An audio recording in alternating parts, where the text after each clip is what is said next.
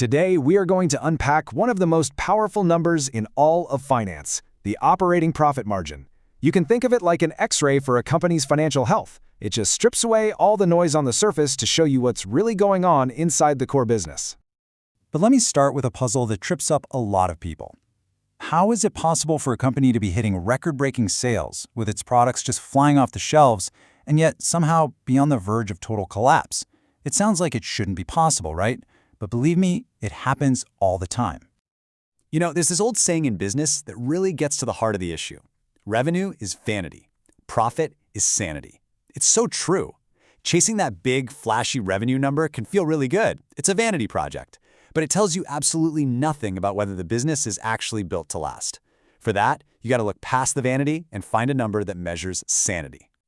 And that's where the operating profit margin, or OPM, comes in. I always think of it as a kind of purity test for a business. It's designed to filter out all the financial engineering and the noise, just to give you that one true picture of how well the core operation is actually performing. So what is it exactly?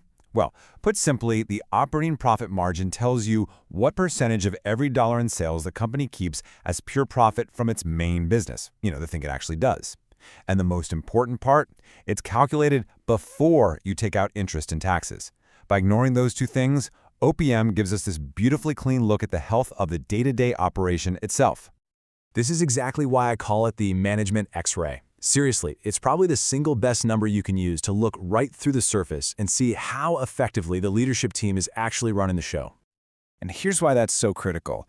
OPM is basically a report card on management skill.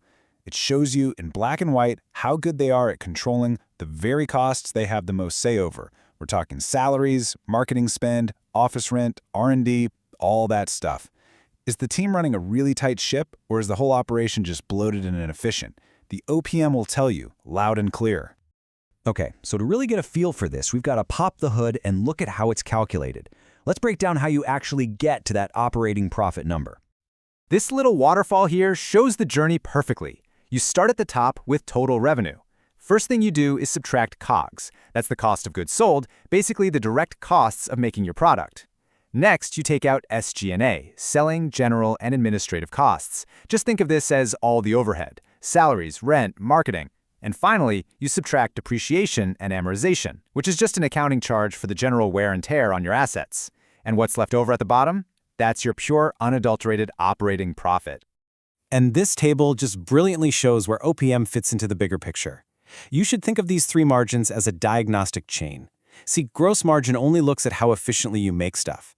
Net margin, at the bottom, looks at absolutely everything, debt and taxes included. But operating margin? It sits right there in the sweet spot, focused squarely on how well management is running the core business. So if you see a company with a fantastic gross margin but a terrible operating margin, boom, you've just pinpointed the problem. It's not production, it's overhead. Management is not controlling their spending. Okay, so we know what it is, we know how to calculate it. Now let's get down to brass tacks. How do professional analysts actually use this number to make real-world decisions? Well, on the surface, it seems pretty simple. An OPM over 10% is usually seen as a sign of good health and strong cost controls. A low OPM, well, that could be a red flag, maybe pointing to crazy high expenses or a super competitive industry. But, and this is a huge but, a single number means absolutely nothing without context. This chart right here is why you almost never compare OPM across different industries. Look at this. A retailer might have an OPM around 4.4%, and that's actually pretty healthy for that business. Meanwhile, a fast-growing software company might have an OPM of -4%. But that doesn't mean it's failing. No, it's often a deliberate strategy. They're pouring money into sales and R&D right now to capture the market for later. So the big takeaway is, you have to compare apples to apples.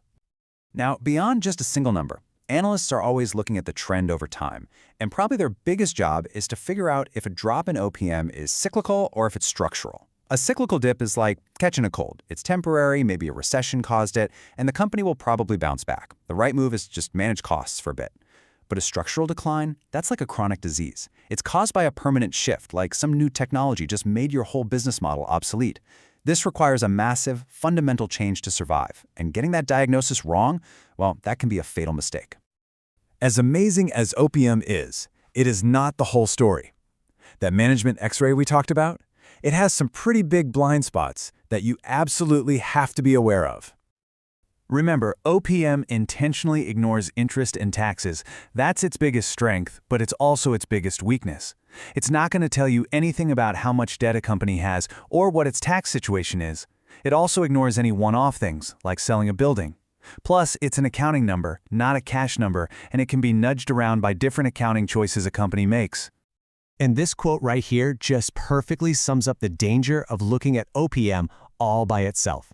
You could find a company with a fantastic operating margin. I mean, it looks like the core business is just a finely tuned machine.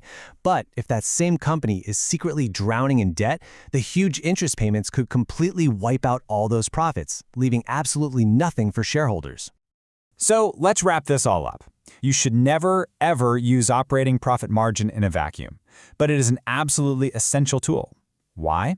Because it cuts through all the other financial noise to answer one fundamental question: how healthy is the core business? It gives you that clear, honest signal on a company's true operational strength. And for any investor, any analyst, any leader, that's the signal that matters most.